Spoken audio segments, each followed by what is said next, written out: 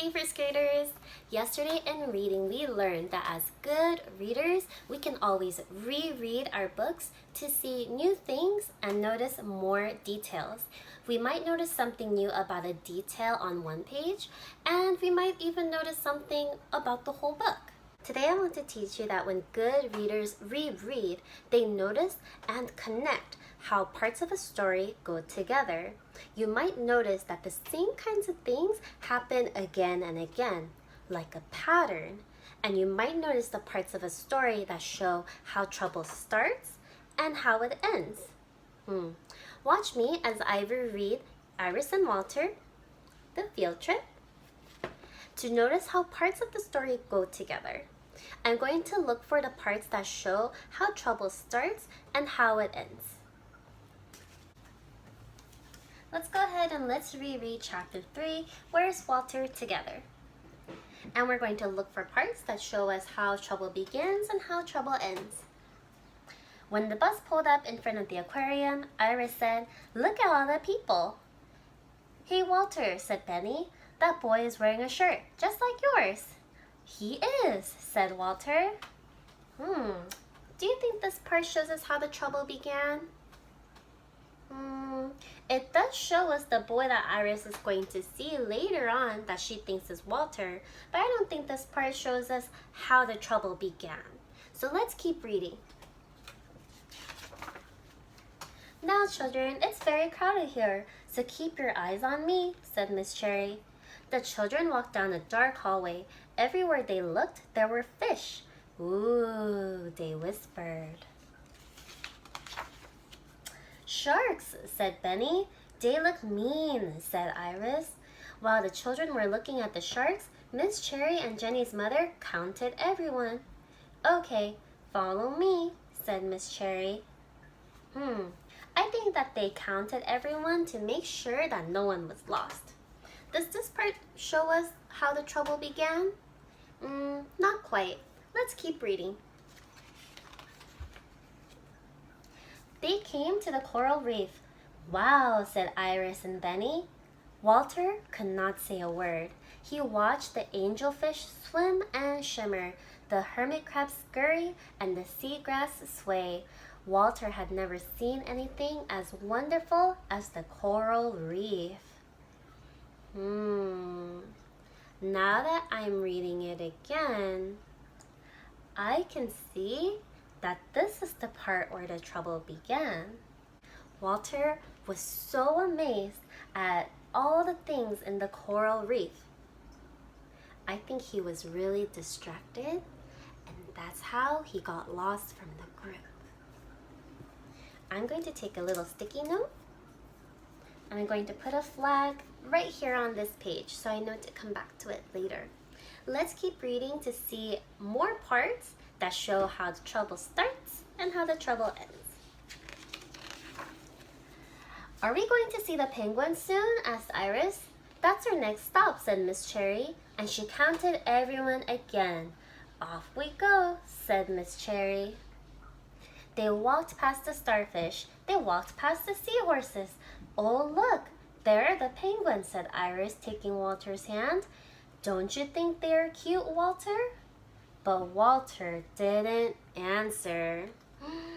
Do you think this part tells us more about the trouble in this story?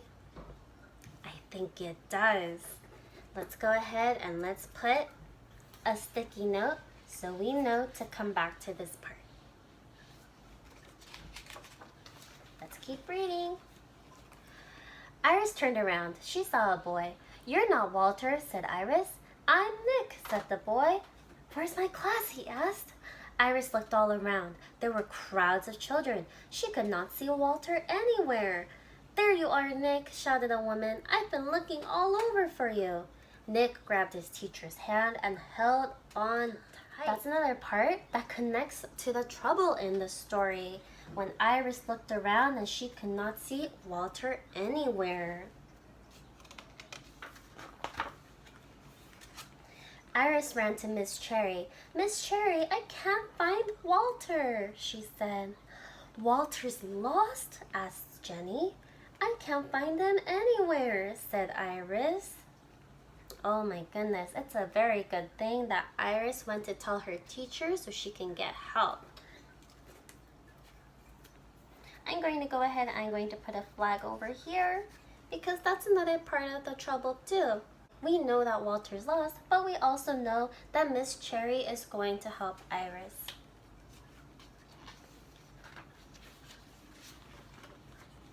Chapter 4, The Rescue. Don't worry, said Miss Cherry. I will find Walter, and I want everyone to stay with Jenny's mother. Please let me come with you, said Iris. Miss Cherry looked at Iris's worried face. Come, Iris, you and I shall find Walter, said Miss Cherry. So now, Iris is going to be helping Miss Cherry.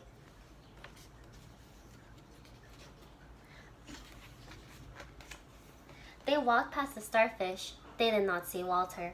They walked by the seahorses, but Walter was not there. Iris thought about Walter, lost and alone. Poor Walter, he must be really scared, she said. We'll find them, said Miss Cherry. But there were so many people. How would they ever find Walter in the big crowd? Suddenly, Iris saw him. There he is! There's Walter, she cried.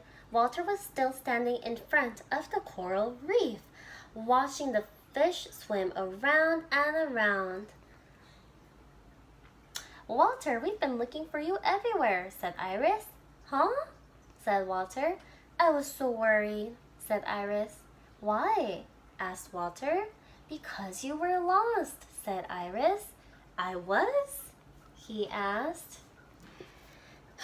Is the trouble finally over, first graders?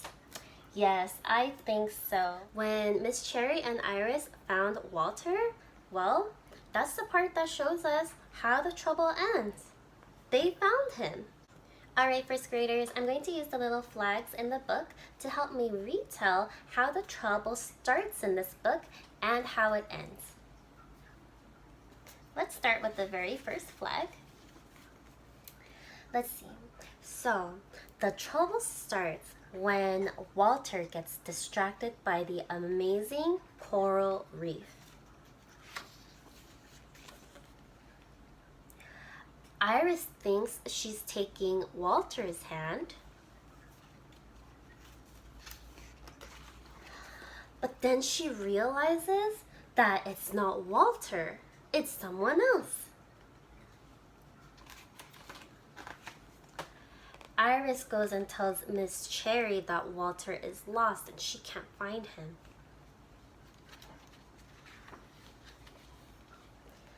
Miss Cherry says she will help Iris find Walter.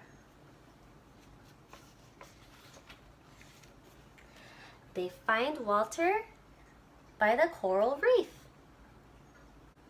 After reading and rereading this story, I was able to connect the parts of the story together and really understand how trouble starts and how trouble ends.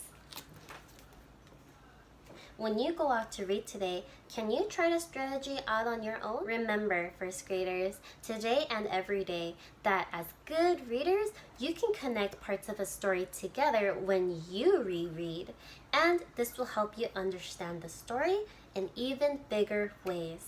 Try the strategy when you go and read on your own, and great job in reading today. I'll see you tomorrow for tomorrow's lesson. Bye, first graders!